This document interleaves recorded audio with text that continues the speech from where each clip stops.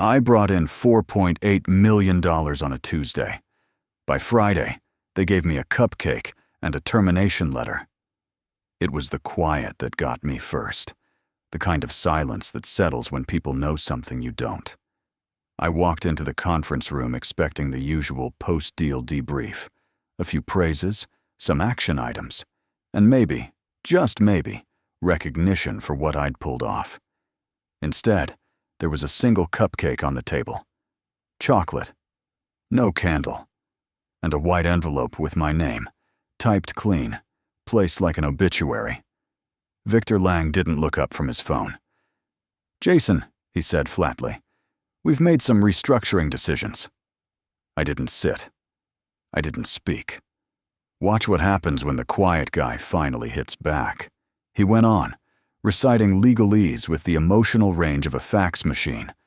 Something about reallocation of resources and shift in strategic priorities. None of it mattered.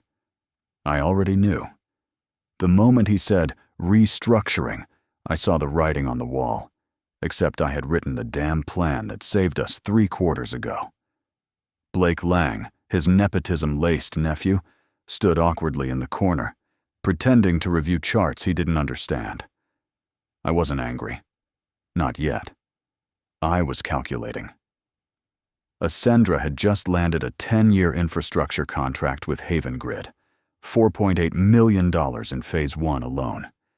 And I had led every minute of it. The technical specs, the late-night redrafts, even the awkward karaoke dinner with the Japanese CFO. I was that deal. So why fire the rainmaker? As I walked out, cupcake in hand, I passed Amir in the hallway. His eyes widened. "Jason, what the hell?"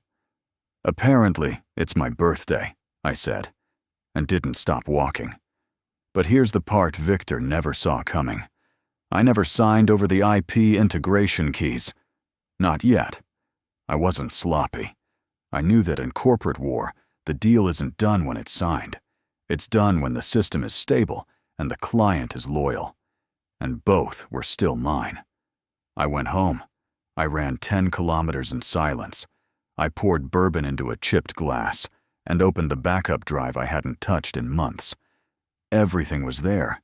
Client logs, negotiation notes, infrastructure stress points, private Slack exports, even the access credentials to the testing servers that hadn't been revoked yet. Victor didn't just fire me. He removed the only person who could prevent the next collapse.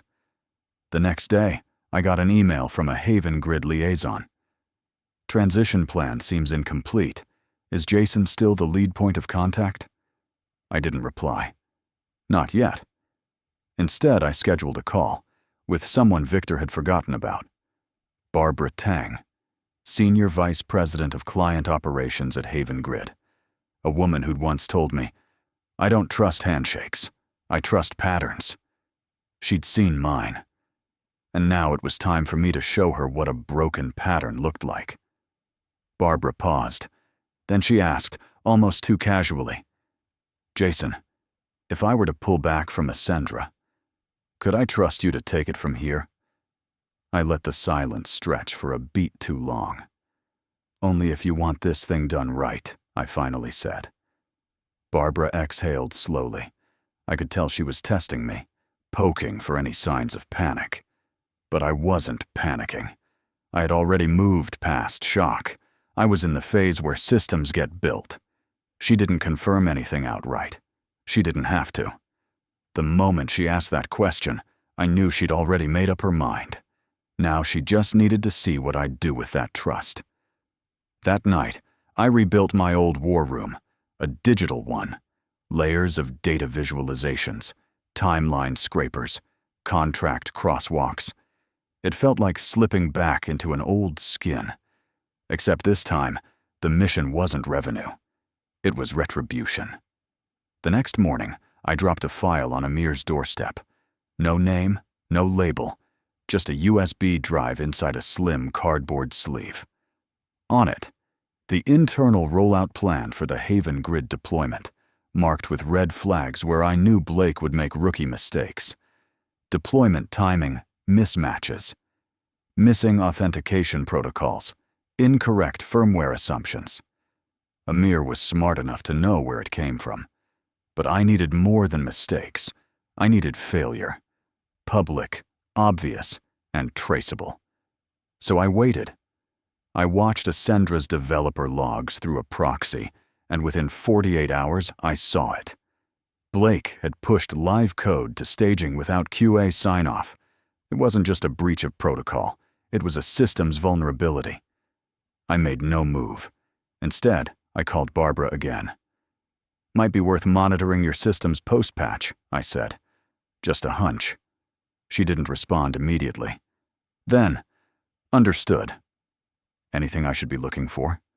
"Data lag, permission breaks, back-end instability."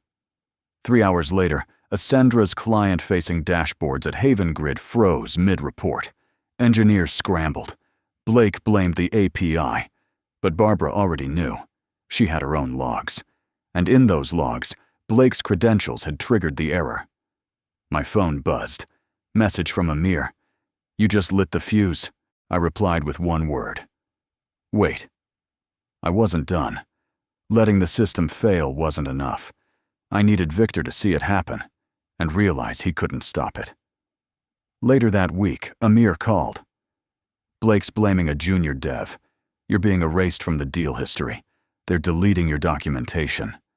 "They can delete," I said, "but they can't rewrite the architecture." Because beneath the product UI was a small kill switch, hidden inside the original Node framework, buried behind a function I'd written 6 months earlier. It wasn't malicious. It was smart. And it still pinged back to me. The next time Barbara called, she didn't even greet me. She simply said, "He's lying. I want you in the room next Thursday." I didn't ask for clarification. I didn't need to. Barbara was meticulous. She didn't act on impulse. If she wanted me in the room, it meant Victor had just crossed a line that even she couldn't tolerate.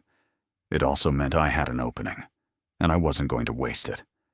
I spent the next 4 days sharpening the blade. Not literally, strategically. I reconstructed the audit trail, everything from the original proposal doc to the version control history. I had snapshots, metadata timestamps, even Zoom transcripts from the early scoping calls. My name, my voice, my leadership, imprinted across every layer of the deal. Victor could erase documents, but he couldn't rewrite server-side logs unless he rewrote time. And I knew he didn't have the skills or the patience. I called in a favor from someone I hadn't spoken to in over a year.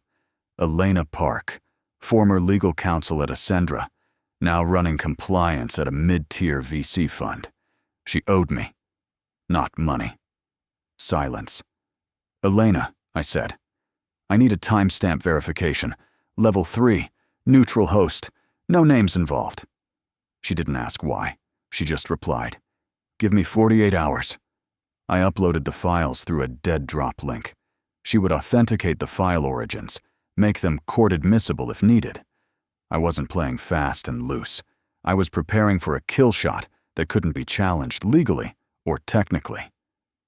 The night before the meeting, I drove out to the edge of the city, sat in my car under an overpass. No music, no scrolling. Just me and the last version of the deployment script still live on Haven Grid's backup system. I could feel the moment coming. Victor had cut me out because he thought I was done, that I'd take the hit like a good soldier and vanish. What he didn't realize was that I had nothing left to protect, except the truth. And when a man has only that, he becomes a different kind of problem. Thursday morning, I walked into the boardroom of Haven Grid's downtown tower. Bright glass, leather chairs, all the fake calm of corporate warfare.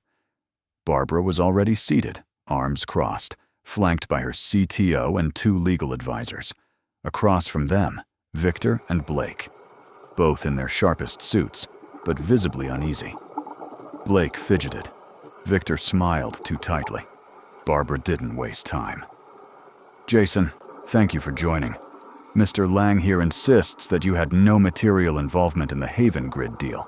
that your removal had no operational impact. I nodded. Let's test that. I plugged in the drive.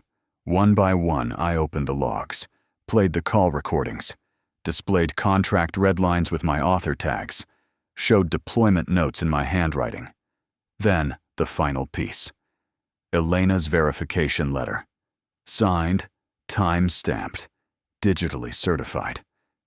Victor's face didn't fall.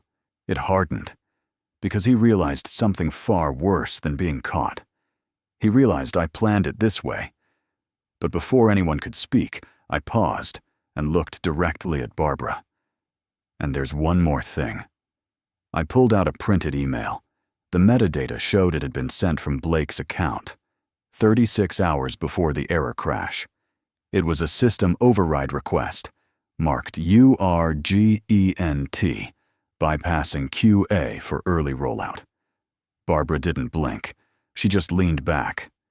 Victor stood, but Barbara raised a hand. "Sit down," she said. "I want to hear what Jason has to say next." Victor froze, hand halfway between his chair and the polished table. His jaw tightened, but he obeyed. I didn't rush. I let the weight of Barbara's words hang in the air like a warning shot. "This email," I said, tapping the printed page, "isn't just carelessness. It's operational malpractice. It shows Blake overrode QA protocols, then pushed unstable code into a live environment." Victor's voice cracked the tension. "Let's not pretend Jason didn't have access to internal systems. This could be fabricated.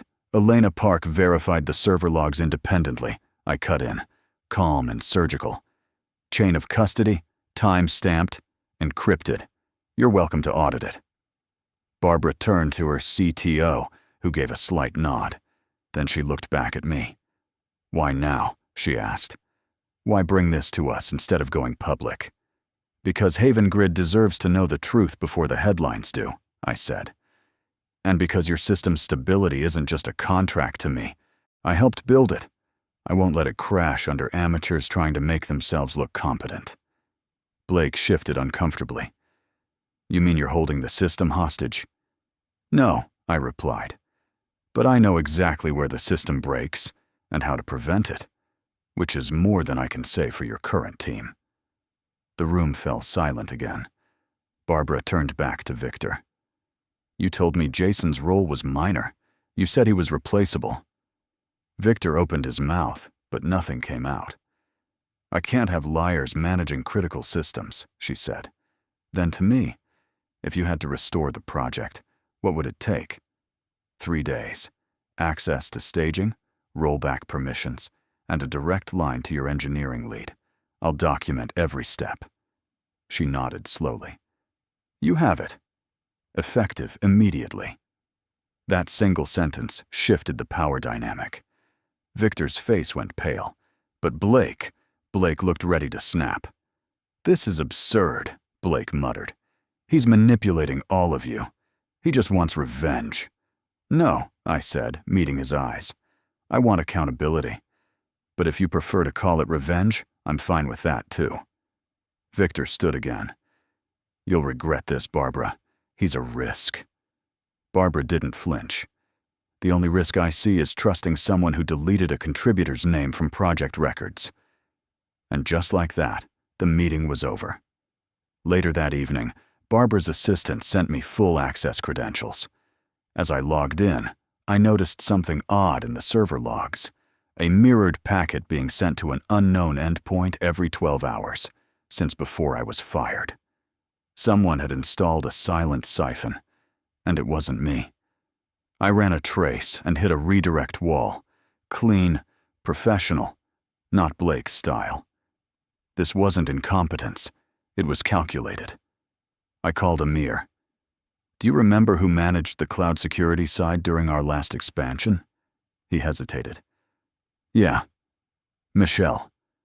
From Victor's old task force. She went independent last year, but I heard she still contracts for Ascendra under the radar." Of course. Victor wasn't just cutting me out. He was covering a backdoor he helped install. He needed Haven Grid compromised long before I became inconvenient. That siphon wasn't for bugs, it was for data theft. And if I was right, the end target wasn't Haven Grid. It was their competitors. I stayed up the whole night mapping connections. Michelle's LLC, Victor's off-book subsidiaries.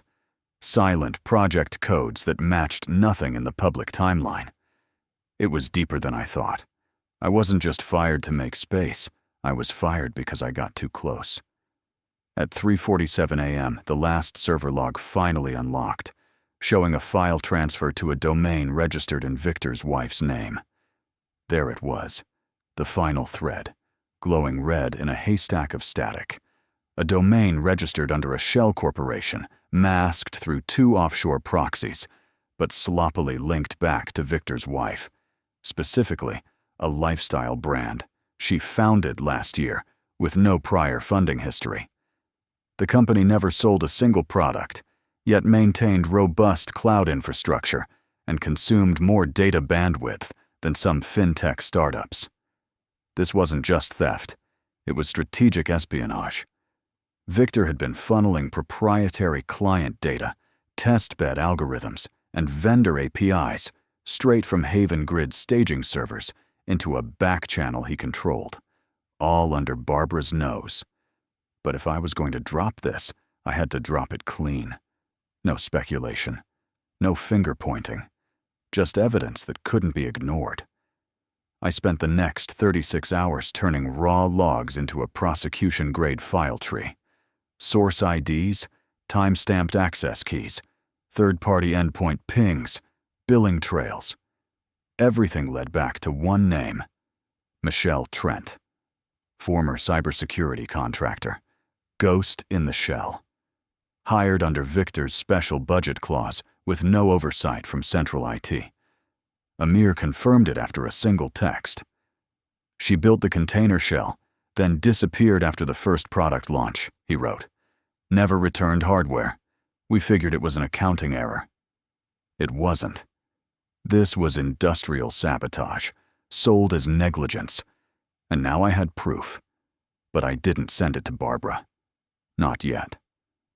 First, I visited her in person. The office was quiet.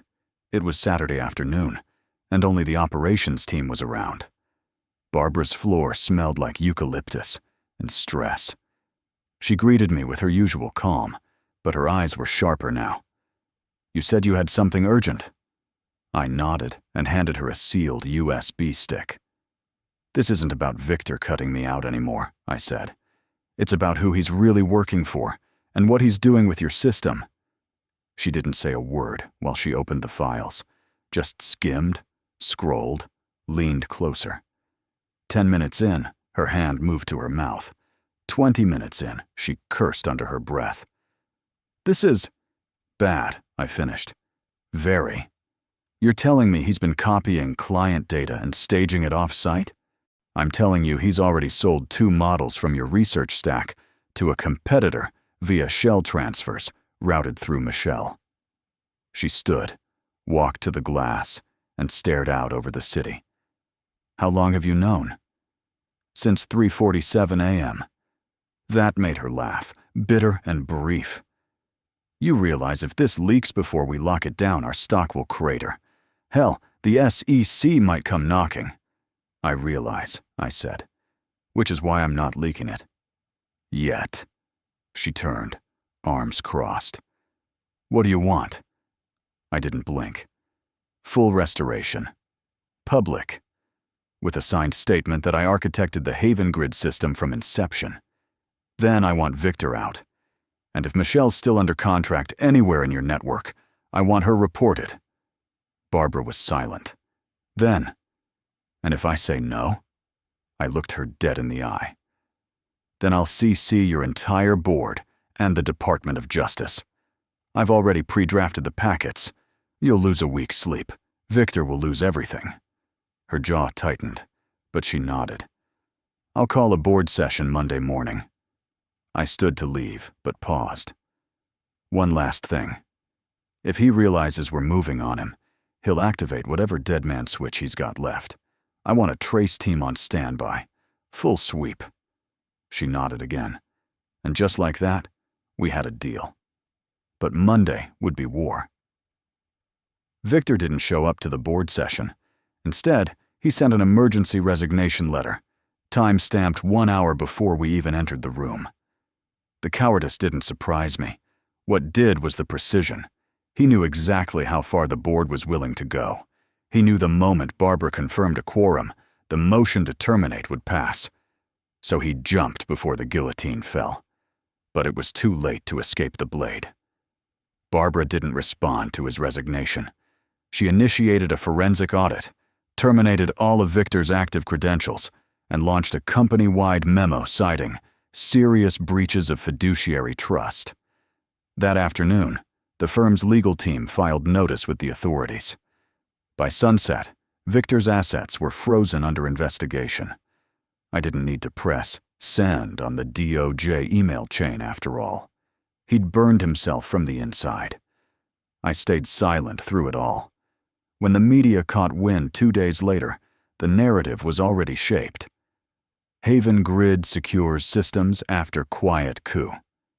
The details were redacted, but insiders leaked enough to hint at an executive engineering dispute that nearly compromised the company's infrastructure.